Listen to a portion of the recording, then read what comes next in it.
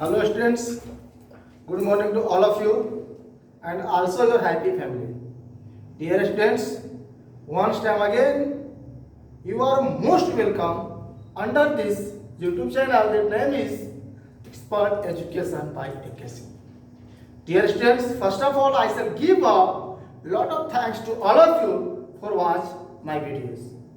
Dear students, now I am going to start something extra topic. That name is how to make correct objective question in exam.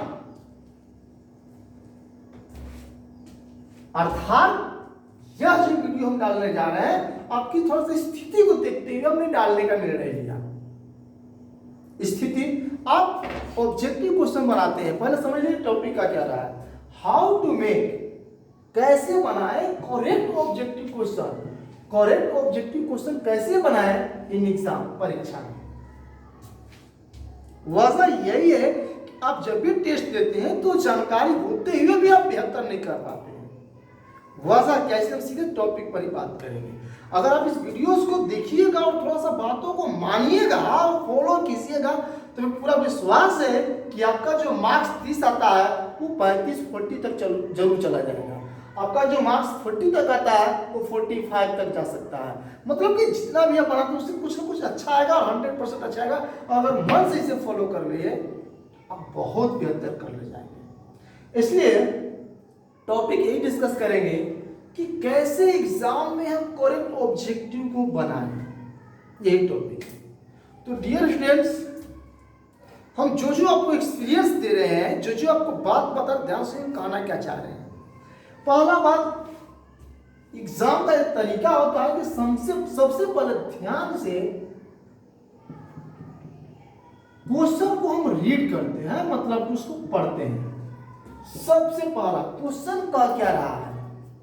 पहला बात, time is important. Time भी आपको देखेंगे नहीं कि 4 सवाल बना रहे हैं और आपका 1 घंटा खत्म हो गया। नहीं, पहले हम ध्यान से क्वेश्चन को पढ़ेंगे, उसके बाद हम इसका क्लियर अर्थ निकालने का प्रयास करेंगे। इंग्लिश की बात कर रहे हैं, जब इंग्लिश ऑब्जेक्टिव बनाते हैं तो आप क्या करते हैं, तुरंत दिमाग पर जोर नहीं देते हैं और तुरंत, जैसे हमने बोला, जैसे क्वेश्चन आया कि who is the poet of song of my self, तो कुछ लोग अर्थ निकालते हैं, कुछ लोग कवि बस पढ़े ऑप्शन ये हो गया, मतलब भगवान भरोसे ऑप्शन लगा देते हैं। याद रखिए ऑब्जेक्टिव क्वेश्चन में इसमें किसको भगवान से क्या मतलब, आपको अपना जवाब देना है और आपके ऊपर दबाव भी नहीं है कि बी ही मारो, सी ही मारो, तो डी ही मारो, यू आर फ्री।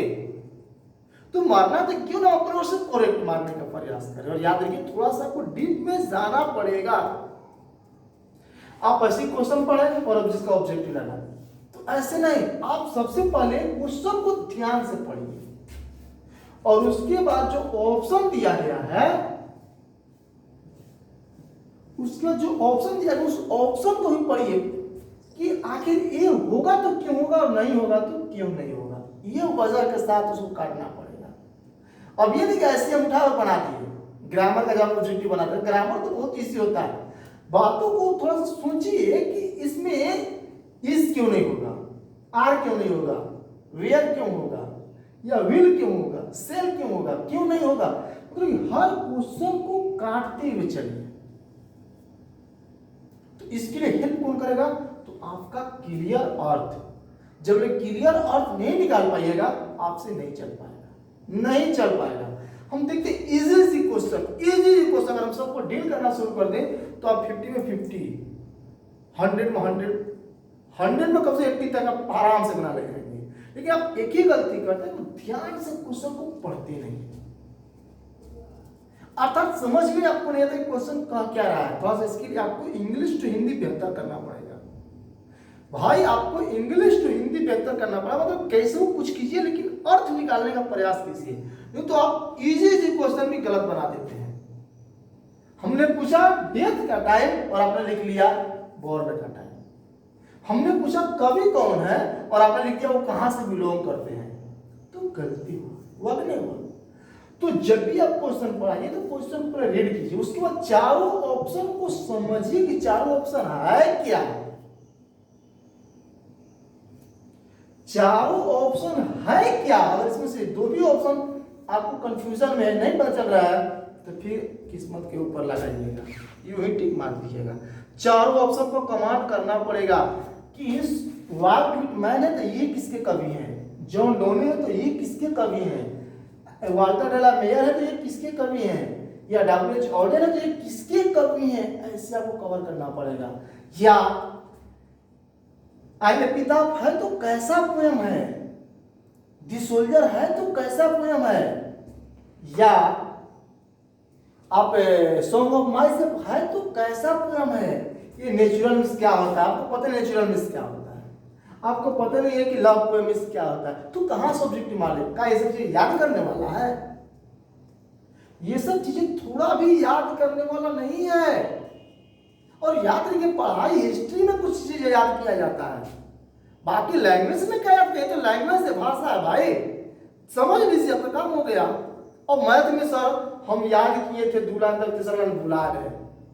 और फिजिक्स में जब बना न्यूमेरिकल से 3 लाइन तक याद किया, नहीं भैया सब भुला गए।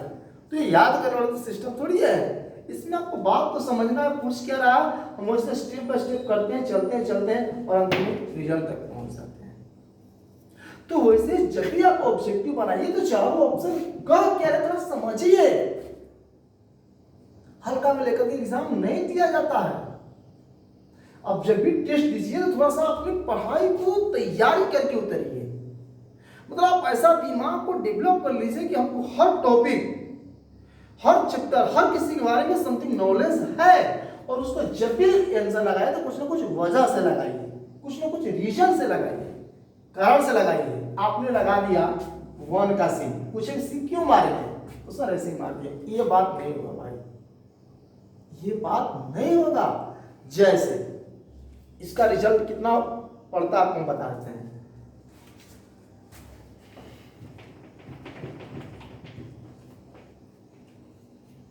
जैसे हम लोग अपनी बात बता रहे हैं, मान लीजिए हम केमिस्ट्री का एग्जाम दे रहे हैं, हमारे सामने टोटल 30 क्वेश्चन है, तो 2 ऑप्शन, एक होता है कि आपका माइनस मार्किंग होगा और एक होगा कि नो माइनस मार्किंग, कोई माइनस मार्किंग नहीं होगा।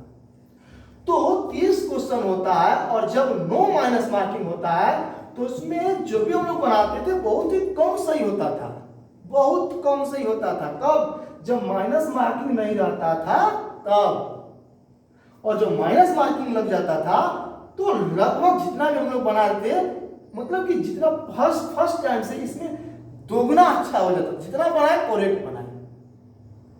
वही क्वेश्चन नो माइनस मार्किंग वाला में गलत हो गया और वही क्वेश्चन माइनस मार्किंग वाला में सही हो गया। आखिर वजह क्या है? क्या इसका मार्क्स का मतलब नहीं था, इसके मार्क्स का मतलब ऐसा कुछ भी नहीं है। हमारे अंदर एक लेजीनेस आ जाता है, एक ऐसा माइंड है कि माइंड अजीब सा बातों को क्रिएट कर लेता है। पहला वो दिमाग में चलो माइनस मार्किंग तो नहीं ना है, क्या दिक्कत है, मार दो डी। आप ये देखते हैं, लेकिन आप ये नहीं देखते कि यार एक नंबर की बात है। अगर सब कुछ सिलेक्शन 40 पे हो रहा होगा तो अगर हमारा 41 आए तो फिर सिलेक्शन में कोई डाउट ही नहीं है, एक नंबर। लेकिन आप क्या देखते हैं, चलो माइनस मार्किंग नहीं है, लगा दो कोई भी। लेकिन वही जब माइनस मार्किंग की बात आ जाती है तब हर क्वेश्चन को वजह के साथ लगाने लगते हैं, रीजन के साथ लगाने लगते हैं, यूं ही नहीं मारते हैं। तो ऐसा क्यों होता है? क्योंकि हमारा माइंड जैसा चाहिएगा वैसा सेटअप कर लेगा। तो आप माइनस मार्किंग की तरह तैयारी कीजिए एग्जाम में कि नहीं, हम अगर 100 क्वेश्चन लगाएंगे तो 100 क्वेश्चन रीजन के साथ लगाएंगे, वजह के साथ लगाएंगे। हम मानते हैं हमको हर क्वेश्चन में कमांड नहीं होगा, हर क्वेश्चन में कंट्रोल नहीं होगा, लेकिन जितना भी लगाएंगे उतना क्लियर लगाएंगे। इसलिए हम कहना चाहिए कि आप जितने भी लोग क्वेश्चन को पढ़ते हैं तब क्वेश्चन को भी पढ़ करके अर्थ निकालिए, ऑप्शन को भी पढ़ करके कि ऑप्शन कह क्या रहा है, क्या हो सकता है, और उसके अनुसार जज कीजिए और तब ऑप्शन को लिखने का प्रयास करिए। अन्यथा सिंपल क्वेश्चन अगर पूछ दिया जाएगा कि who is the poet of, या who has said when I assume everyone is same here. हमने क्वेश्चन पूछ दिया कि कौन कहा है कि मैं मानता हूं कि यहाँ पर सब कुछ सेम होगा, और यहीं पर चक्कर आ जाएंगे कि सर ये क्या क्वेश्चन पूछ रहा है। भाई कुछ भी नहीं, आप थोड़ा सा अर्थ निकालिए। क्वेश्चन लाइन कर रहा है कि आई अज्यूम, मैं मानता हूं एवरीवन इज सेम हियर, यहाँ पर हर कोई समान है, ऐसा बात क्यों बोला है? तो ऐसा बात सिर्फ और सिर्फ वाल्ट व्हिटमैन साहब ही बोले हैं कि नहीं, यहाँ का हर मानव भी, हर मानव जाति समान है, क्योंकि सभी के अंदर एक ही अणु है, एक ही परमाणु है। तो अब समझेंगे नहीं, ये जो लाइन है वो वही बोले। तो वैसे हर बात को आपको समझना पड़ेगा। ग्रामर बनाते हैं तो ग्रामर में सिंपल क्वेश्चन हमने दिया कि इफ आई खाली ऐसा ने डॉक्टर, आपने लिख दिया आई के साथ एम, आप वजह जाने की नहीं। If I were a doctor, काश मैं डॉक्टर होता, यदि मैं डॉक्टर, यहाँ पर कल्पनाशील वाक्य लगा हुआ है, यहाँ पर शर्त लगा हुआ है, और शर्त में हमेशा वेयर ही होगा, अन्य नहीं हो सकता है।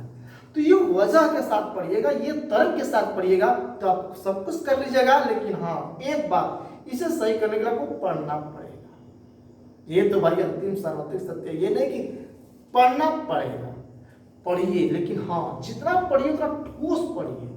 कुछ लोग होते हैं कि टाइम को बस अपना उठाए, ये चीज हाँ चले कवर हो, कोई दिक्कत नहीं है। ये सचमुच से कल्पना कीजिए कि आप क्रिकेट मैच में उतर रहे हैं, घर का मैच है, चलो क्या दिक्कत है, वो आउट इन हो गया, लेकिन वही इंटरनेशनल मैच हो तो क्या लगता है, एक अजीब सा वजह, एक अजीब तैयारी को कंप्लीट करके करा जाता है। तो हम भी चाहेंगे कि जितने भी लोग जब भी ऑब्जेक्टिव क्वेश्चन को लेकर के परेशान हो, तो परेशान मत होइए, थोड़ा सा पढ़ाई कीजिए और हर क्वेश्चन को समझ करके और उसका अर्थ निकाल करके, और जो भी ऑप्शन लगाइए वजह के साथ लगाइए, तर्क के साथ लगाइए, 100% आपका सब आंसर सही होगा। और अगर नहीं पढ़ेंगे तब तो भाई कोई नियम काम करने वाला नहीं। ओके, रहने दीजिए। थोड़ा सा आपने ये सोचा कि थोड़ा सा आपको बता दिया जाए कि आप ऑब्जेक्टिव क्वेश्चन कैसे डील करें, और हमको लगता है कि आप बातों को समझ भी चुके होंगे। Thank you to all of you for watch this videos, and in the last I would like to tell you that if this video has been liked by you, so please subscribe my channel, that name is Expert Education by AK Singh. And along with this, if how do you feel about my videos, comment it also, and along with this share and like it more and more. Thank you, best of luck to all of you.